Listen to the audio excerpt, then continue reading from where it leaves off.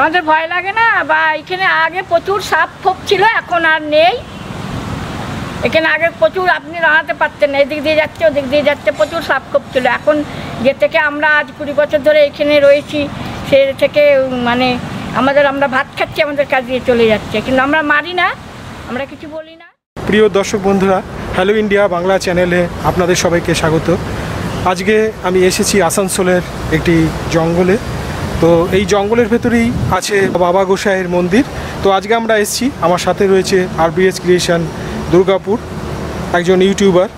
তো আমরা আজকে এই জঙ্গলের ভেতরে এসেছি। এই জঙ্গলের ভিতরে আজ থেকে প্রায় 50-60 বছর আগে কালীপদ বাউরি নামে একজন সাধক, উনি একটি শিলাখণ্ড কুড়িয়ে পান এবং তারপরেই কিন্তু এই মন্দিরের সূচনা হয়। বাবা গোসাইয়ের মন্দির খুব বিখ্যাত আসানসোলে।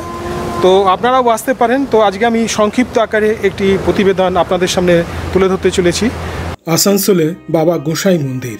মন্দিরের অবস্থান জঙ্গল পরিবেষ্টিত এলাকায় হলেও কালীপাহাড়ির কাছে জাতীয় সড়ক থেকে এর দূরত্ব 200-300 মিটারের বেশি নয়। আসানসোলে সরকারি অফিসে কর্মরত ছিলেন কালীপদ বাউরি। সংসারী হলেও সংসারের প্রতি তার কোনো টান ছিল না। আধ্যাত্মিক মনস্ক কালীপদ জঙ্গলের মধ্যে এসে বসে থাকতেন এবং ঈশ্বরের ধ্যানে মগ্ন হয়ে পড়তেন। একদিন এই জঙ্গলের মধ্যে একটি শিলাখণ্ড খুঁজে পান তিনি। সেই শিলাটি তিনি শিব জ্ঞানে পূজা শুরু করেন। এভাবেই চলতে থাকে বছরের পর বছর। জঙ্গলের ভিতরে ধীরে ধীরে জায়গাটি দেবস্থানে পরিণত হতে থাকে। এরপরে যথাসময়ে কালীপদবাবু চাকরি থেকে অবসর নিলেন। অবসর নেওয়ার পরেই তিনি অবসরকালীন সব অর্থ দিয়ে জঙ্গলের এই স্থানে গড়ে তুললেন মন্দির। নাম হলো জয় বাবা গোসাই মন্দির।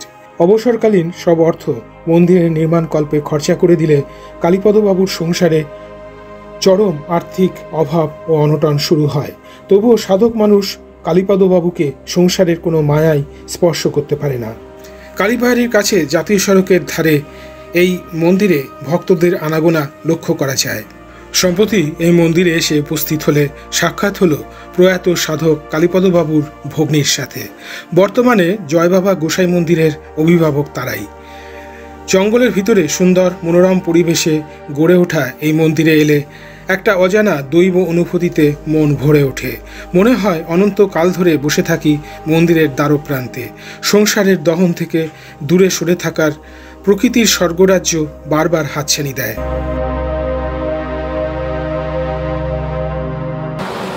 ঘন জঙ্গলের পরিবেশ দেখে হরিশ্চন্দ্র ভিডিওগ্রাফি করতে শুরু করে দিয়েছে। কিভাবে এই মন্দিরের প্রতিষ্ঠা হলো একটুখানি বলুন। মন্দিরের প্রতিষ্ঠা বলতে কি, যেটুকু মনমত কথা শোনা কথা, তো ওই বাবা নাকি জঙ্গলের মধ্যে ছিল। আগে তো সেই জঙ্গলের মধ্যে পরিষ্কার করে তাল পাতা ঘেরে করে পূজা পাঠ করতো। যিনি মারা গেছেন কালীপদ বাউরি, উনি মারা গেছেন, উনি ওরকম করে পুজো করতো। তারপরে ও PWতে চাকরি করতো, রিটায়ার হলো।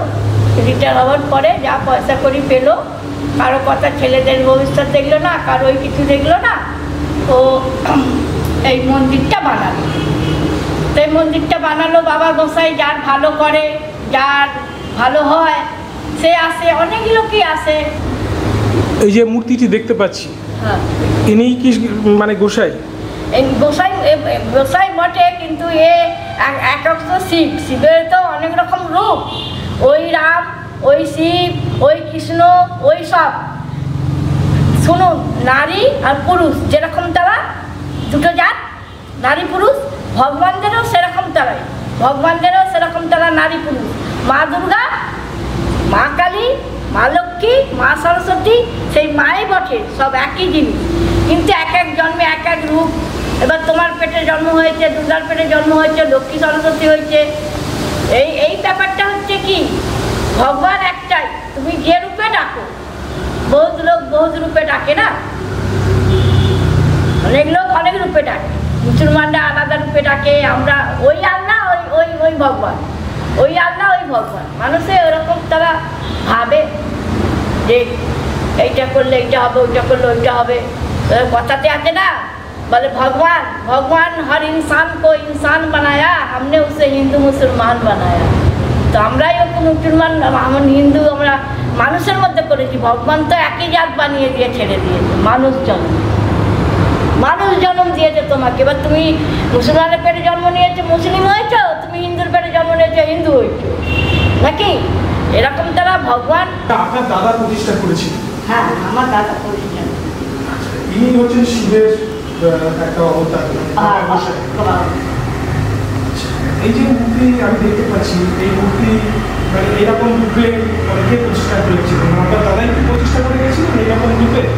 হ্যাঁ, এরকম রূপে উনি বানিয়ে গেছিলেন এরকম রূপে। আচ্ছা, কত বছর আগে? 40 বছর আগে। 40 বছর? মানে 40 বছর ধরে এই মূর্তি তাহলে আছে। আচ্ছা, এটা তো ত্রিশূল দেখতে পাচ্ছি। আর এই জিনিসটা কি আছে? এটা চিনতে আছে। আর এখানে মায়ের পূজা হয় শিব এবং কালী। মন্দিরের সম্মুখে কালো প্লাস্টিকে মোড়া এই ছোট্ট ঘরটিতে রান্না করেন কল্পনা দলুই।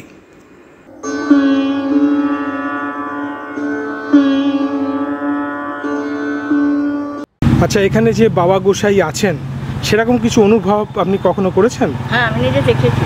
কিরকম বলুন ঘটনাটা? হ্যাঁ, এরকম তারা দেখেছি যে আমি ওই মন্দিরের ভেতরে শুয়ে আছি।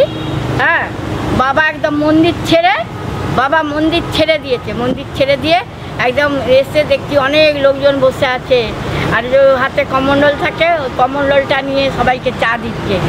আমি ওকে জিজ্ঞাসা করবো কি কোনো কথা বলবো বা কিছু আমি চাইবো বা কিছু আমায় দেবে, আমার মুখ দিয়ে বেরিয়েছে বাবা গোসাই তুই কী করছো? ব্যাস।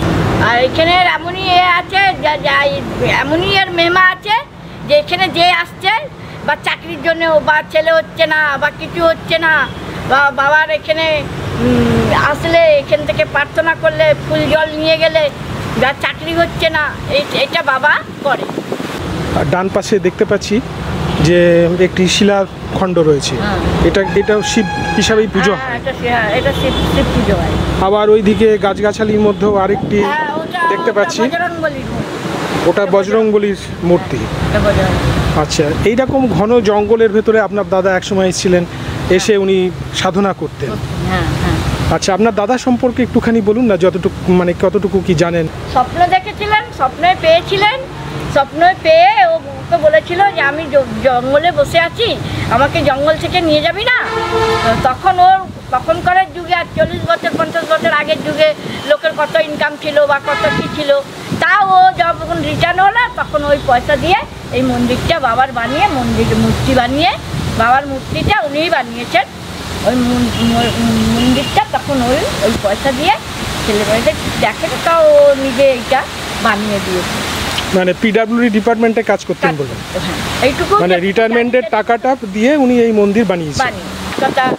কখনো লোকজন আসছে যাচ্ছে, বা যারা ভক্তি করে তারা আসছে, যাদের ভালো হচ্ছে তারা পূজা দিচ্ছে, ব্যাপারটা এইটাই।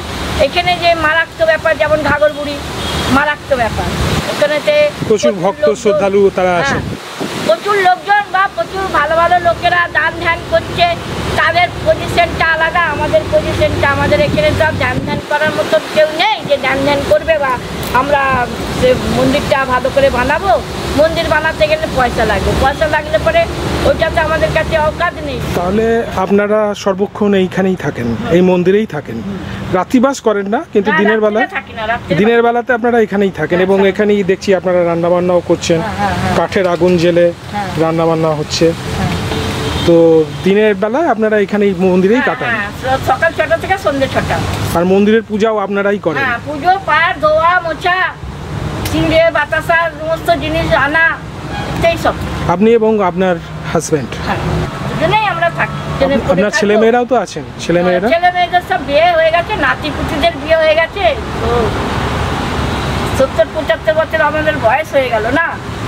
আপনারা কি এমনি নিরামিষ খান না সব রকম সবকিছু? হ্যাঁ, সবকিছু খাই বাবা, ঠাকুরের নামে। আচ্ছা আচ্ছা, এখানেই তো রন্ধনশালা করেছেন দেখতে পাচ্ছি। না, এখানে নিরামিষ হচ্ছে। এখানে নিরামিষ করেন?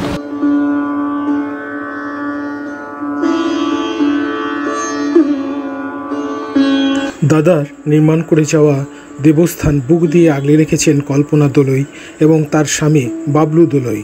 সাধনার আদর্শ জায়গা। মন যখন কোনো কারণে ভারাক্রান্ত হয়ে ওঠে তখন এখানে দুদণ্ড সময় কাটিয়ে গেলে মনের ক্লেশ যে অন্তর্হিত হবে সে কথা জোর দিয়ে বলতে পারি। সবুজ প্রকৃতির কোলে এ যেন এক স্বর্গরাজ্য।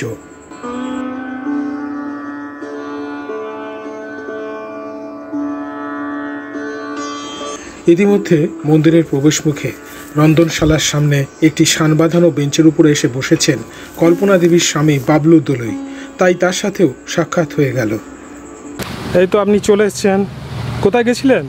আমি ওই দিকটা পরিষ্কার করছিলেন। আপনারা তাহলে সর্বক্ষণ এই মন্দির পাহারা দিচ্ছেন।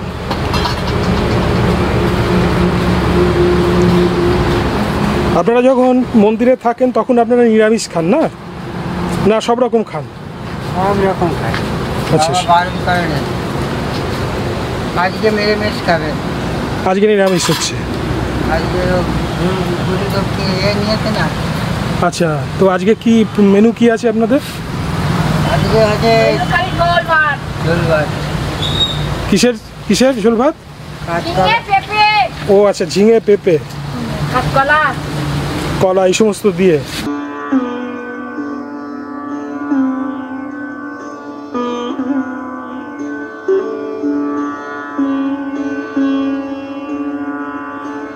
তাহলে এই জঙ্গলের ভেতরেই আপনার দাদা একটা শিলাখণ্ড উনি পেয়েছিলেন। তারপর থেকে এই গোসাই মন্দিরের সূচনা হয়। এবং কোথায় পেয়েছিলেন সেই জায়গাটা যদি একটুখানি দেখিয়ে দেন। হাই বনে হাই সেই ভেতরে, অত ভেতরে আমরা যাই না। আচ্ছা, ওই জঙ্গলের ভেতরে। আচ্ছা, এই যে একটা জঙ্গলাকীর্ণ এলাকা, মানে জঙ্গল তো বেশ গভীর জঙ্গলই দেখতে পাচ্ছি, তো এইখানে থাকতে আপনাদের ভয় লাগে না? না।